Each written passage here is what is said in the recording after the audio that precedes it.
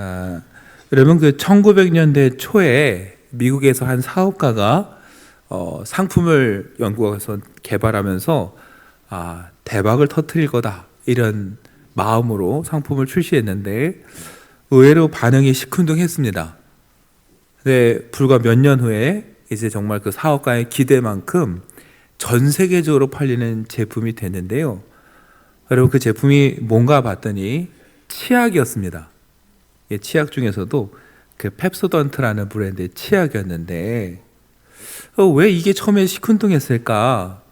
제가 책을 보니까 당시의 그 미국 상황을 보니까 이해가 되더라고요. 지금은 참 상상하기 어려운데 당시 부강해지면서 달고 고칼로리에 맛있는 건 많이 먹는데 사람들이 이를 잘 닦지 않았다고 합니다. 이게 어느 정도로 심각한 문제였냐? 1차 세계대전에 참전할 군인들을 모집했는데요. 신병들의 그 충치가 너무 심각해갖고 장교들이 오죽하면 뭐라고 말했냐면은 불량한 치아 상태가 국가 안보를 위협할 정도다.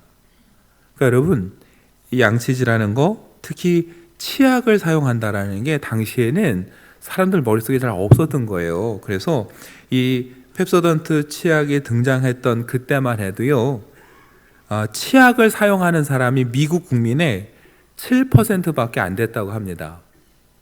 그러니까 그렇게 안 닦고 안 쓰고 잘 사람들이 중요성을 모르는데 치약을 만들어서 팔겠다고 하니까 사람들이 시큰둥한 거예요. 저게 되겠나. 그런데 말씀드렸죠? 10년이 지나고 나서 아까 말씀드렸죠. 7%가 치약을 사용하고 있었다는데 10년이 지난 후에는요. 미국 국민의 65%가 치약을 사용하고 있었고요. 세계에서 가장 많이 팔리는 상품 중에 하나가 되었고 30년 이상 미국에서 가장 많이 팔리는 치약이 되었다고 합니다. 이 시큰둥했던 이 치약이 어떻게 이렇게 바뀌었을까? 제가 봤더니 거기에는 클로드 홉킨스라는 사람의 아이디어가 있었어요.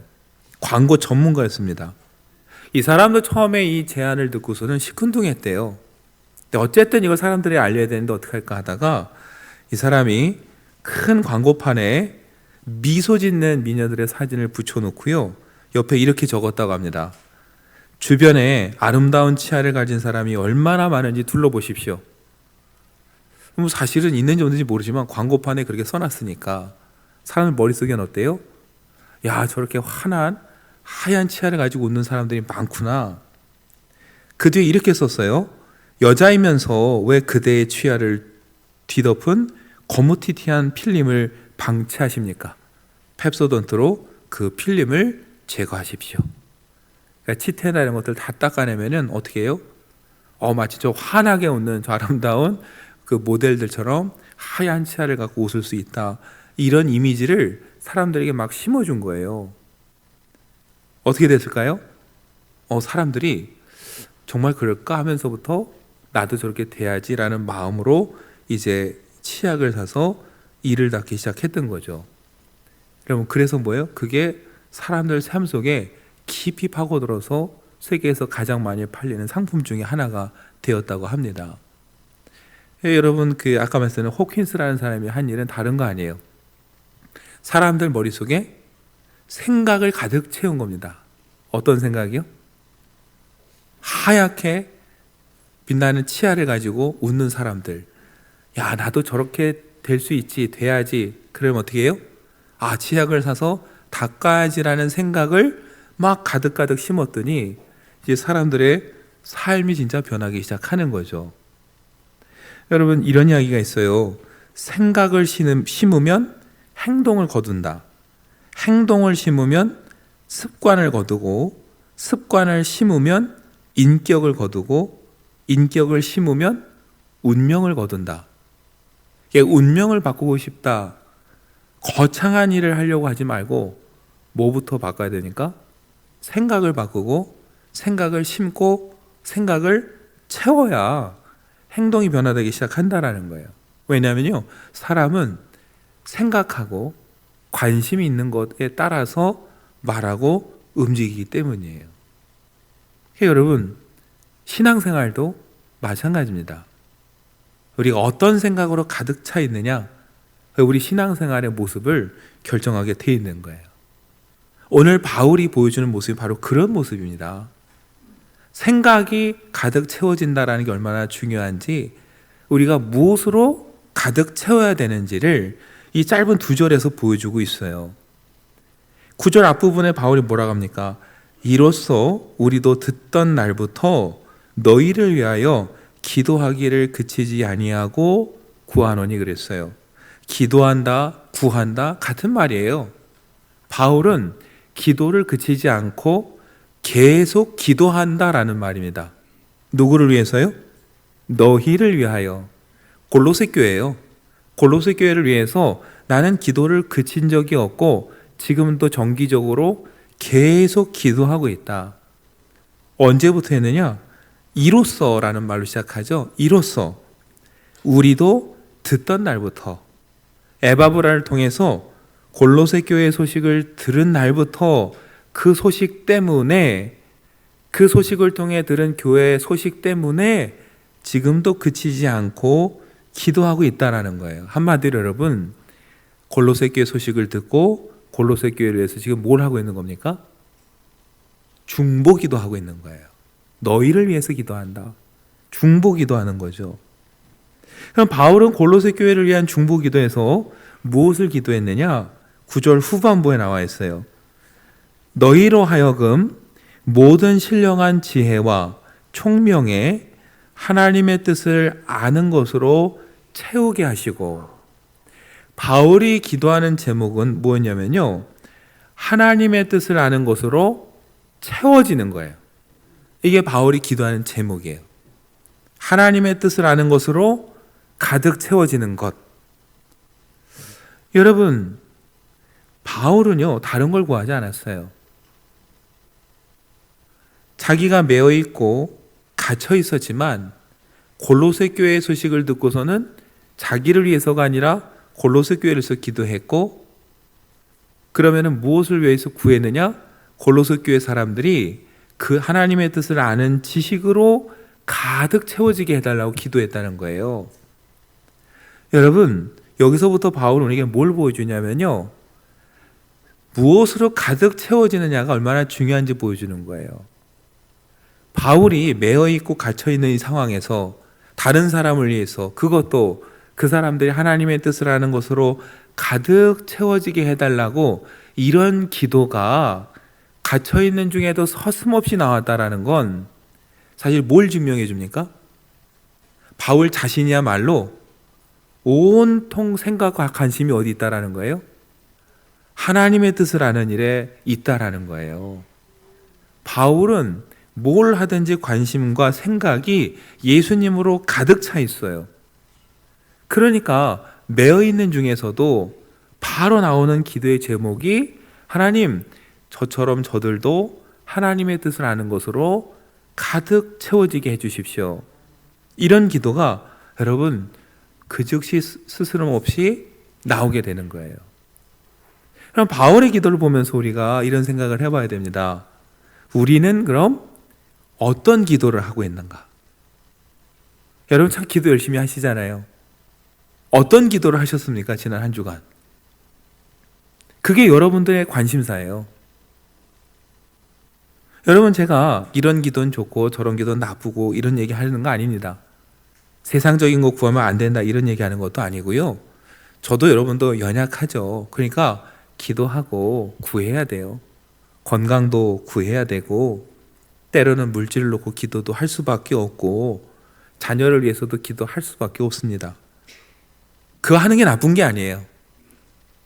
하지만 늘 그 상태에 있는 건 안 좋은 거예요. 저와 여러분이 신앙의 연수가 길어지고 신앙의 연륜이 깊어질수록 우리의 생각에 뭐가 커져야 돼요? 하나님의 뜻을 알고 싶은 생각들이 커져야 돼요. 예수님에 대해서 더 알고 싶은 생각들이 커져야 돼요. 자라나야 돼요. 우리 자녀들도 키가 매년 1cm 이상씩 자라나잖아요. 그러면은 성인이 되어가듯이 저도 여러분도 신앙의 연수가 길어질수록 하나님에 대해 알고 싶은 마음도 커지고 예수님에 대해서 알고 싶은 마음이 커져야 되고, 그 생각이 커지면 어때요? 우리 기도 중에도 그걸 구하는 기도가 나오기 시작하고 그 분량이 커지는 거예요. 여러분과 저의 기도가 금년 한 해 이렇게 조금씩 자라나고 변화되면 좋겠습니다. 나의 기도가 그동안 100이었다면 이제는 하나님의 뜻을 알고 예수님에 대해서 더 알고 싶은 마음의 기도가 이제는 10이 되고 20이 되고 30이 돼서 점점 자라나는 것. 여러분, 이게 신앙이 자라나고 성장하는 거죠. 부디 금년 안에 저와 여러분들의 생각이 변화되고 계속 우리의 기도도 점차 변화되고 자라나고 성장하는 그런 해가 되기를 간절히 소망하고 축복합니다. 여러분, 바울이 이런 기도를 하게 된 두 번째 이유가 있어요. 그건 뭐냐면요, 바울은 골로새 교회를 위해서 기도한다고 말씀드렸잖아요. 골로새 교회가 어떤 상황이었습니까? 영지주의가 막 와서 흔들고 유대교 신비주의자들이 와서 흔들고 세상에 혼합된 막 여러 가지 사상들이 와서 이게 진리다, 저게 참이다, 그것만 갖고는 안 된다, 예수님 믿는 것만으로는 부족하다, 이걸 더 알아야 된다라고 해서요, 막 교회가 혼란스럽게 되고 그것 때문에 시달릴 때예요. 여러분, 그런 골로새 교회에 가장 필요한 건 뭘까요? 그 상황에서 골로새 교회에 가장 절실하게 필요한 건 건물도 아니고 사람도 아니고 돈도 아니에요. 골로새 교회에 가장 절실하게 필요한 건 하나님의 뜻을 아는 지식이에요. 하나님의 뜻이 뭔지를 알아서 그것만 굳건히 붙잡고 있다면은 누가 와서 뭐라고 한들 흔들리지 않는 거예요. 바울이 골로새 교회를 위해서 기도하는데 이걸 너무나 잘 알았어요. 그래서 골로새 교회를 위해서 그들에게 정말 필요한 게 뭔가 그걸 해주는 게 중보기도잖아요. 그래서 기도하는 거예요. 하나님, 골로새 교회가 하나님의 뜻을 아는 지식으로 가득 채워지게 해주십시오. 누가 와서 뭐라고 해도 흔들리지 않는 그런 믿음을 갖게 해주십시오. 여러분, 바울은 골로새 교회를 너무 사랑하고 골로새 교회에 정말 필요한 게 뭔지를 알기 때문에 오늘 이 기도를 하는 겁니다. 저도 여러분도 우리가 구해야 되고 또 다른 사람을 위해서도 중보해야 되는데, 기도할 때 여러분 꼭 필요한 건 뭐냐면은 정말 지금 우리에게, 나에게, 저 사람에게 필요한 게 무엇인지를 아는 거예요. 그래서 그 근본적인 문제를 해결해 줄 수 있는 것을 위해서 함께 기도해 주는 것, 이게 중보기도죠. 그래서 바울은 골로새 교회가 하나님의 뜻을 아는 것으로 가득 채워지기를 기도했습니다. 근데 여러분, 하나님의 뜻을 어떻게 알 수 있을까요? 여러분, 하나님의 뜻은 어떻게 알 수 있습니까? 그 사람의 뜻을 알고 싶으면 누구에게 가서 물어봅니까? 당사자한테 가서 물어야죠. 하나님의 뜻을 알고 싶으면 누구에게 물어야 됩니까? 하나님에게 물어야죠. 이 너무나 또 단순하지만 분명한 진리를 우리가 놓치고 있을 때가 있어요. 그래서 자꾸 엉뚱한 데서 그 뜻을 물어요. 물론 그래서 알 수도 있지만 그건 조금밖에 모르고요, 가끔 부작용도 생겨요. 잘못할 때가 있어요. 이 권사님에 대해서 궁금한데 저 권사님한테 가서 물어보면 될 일을 옆에 있는 집사님한테 물어봐요. 저 권사님은 어때요? 그 조금 알 수도 있겠죠. 근데 저 집사님하고 사이가 안 좋아요. 저 집사님이 그 권사님 성격 별나 그러면 어때요? 잘못 전달되는 거잖아요. 가끔 여러분 그런 경우 있어요. 목사님들이 그날 그냥 그 앞에 그게 있어서 잘 먹었어요. 며칠 소문이 어떻게 날까요? 목사님은 저거 좋아한다고. 네.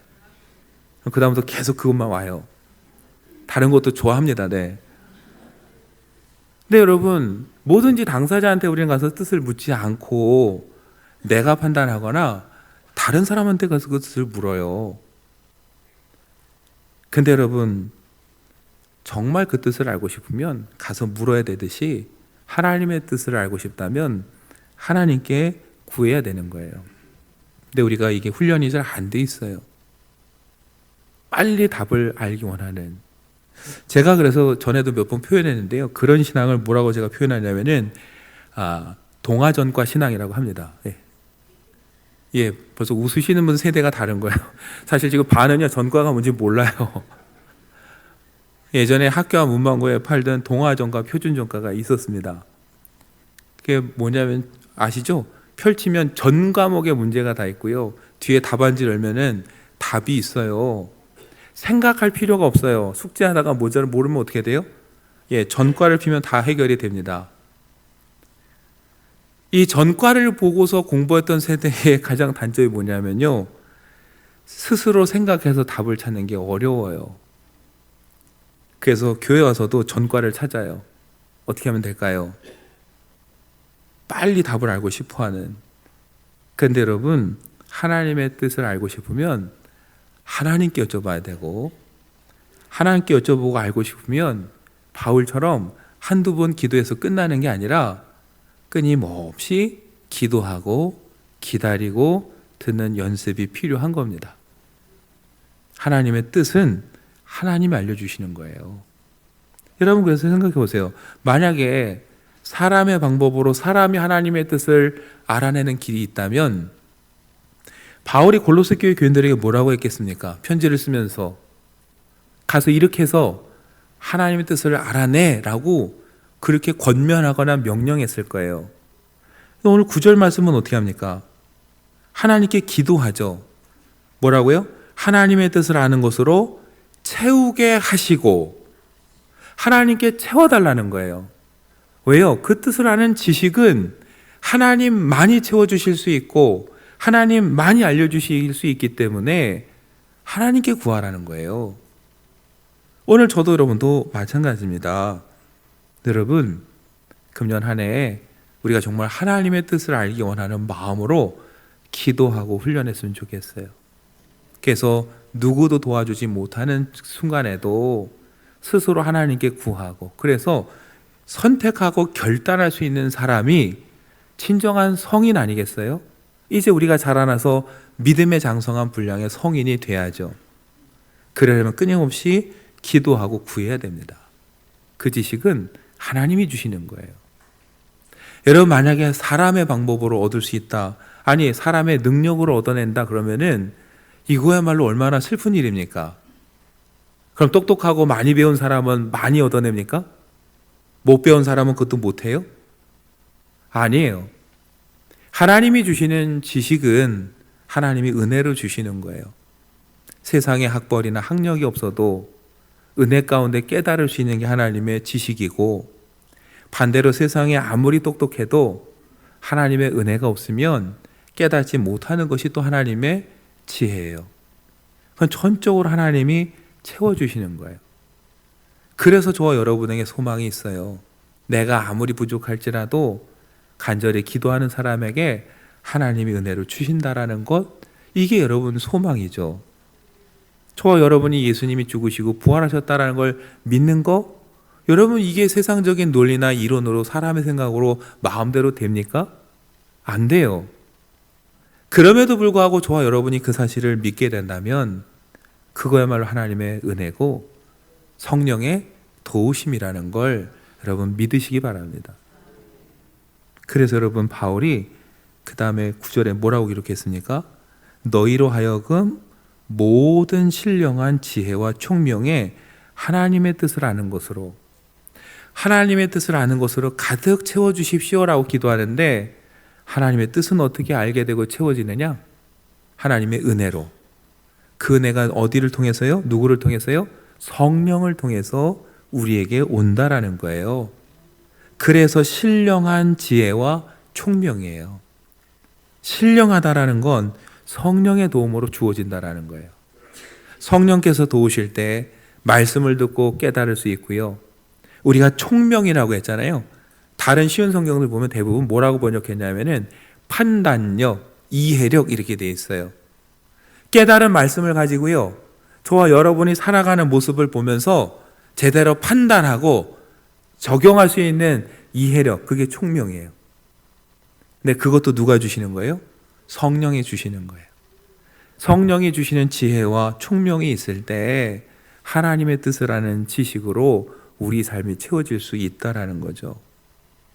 여러분, 예수님도 그래서 말씀하셨어요. 요한복음 14장 26절에서 보혜사 곧 아버지께서 내 이름으로 보내실 성령, 그가 너희에게 모든 것을 가르치고 내가 너희에게 말한 모든 것을 생각나게 하리라. 여러분, 성령께서 오실 때 우리가 들은 것을 기억하게 되고 들은 것을 깨닫게 되고 믿게 됩니다. 여러분, 날마다 금년하루 우리가 기도할 때 아까 말씀드렸죠? 세상의 것도 구하십시오. 그러나 한편으로 주님의 뜻을 더 알 수 있도록 금년 안에 성령께서 우리에게 지혜를 주시고 판단력을 주셔서 하나님이 원하시는 길을 걷게 해주십시오. 이렇게 기도하고 성장하는 한 해가 되기를 간절히 축원합니다. 여러분, 우리가 그렇게 살 때 어떤 결과가 오느냐? 10절에 보십시오. 주께 합당하게 행하여 범사에 기쁘시게 한다 그랬어요. 누구를 기쁘시게 하겠습니까? 바울 자신을 기쁘게 해달라는 말이 아니라 하나님을 기쁘시게 해드리는 거고 주님을 기쁘게 해드리는 거예요. 하나님을 기쁘게 해드리고 주님을 기쁘게 해드리는 일은 다른 게 아니라 합당하게 행하는 거예요. 여러분, 합당하게 행한다는 말 참 쉬운 듯 하지만 막연해요. 여기서 합당하다는 말은요, 다른 뜻이 아니에요. 가치 있다, 적합하다, 걸맞다, 이런 뜻이에요. 여러분, 우리가 그런 말 하잖아요. 거기에 걸맞게 행동하라고.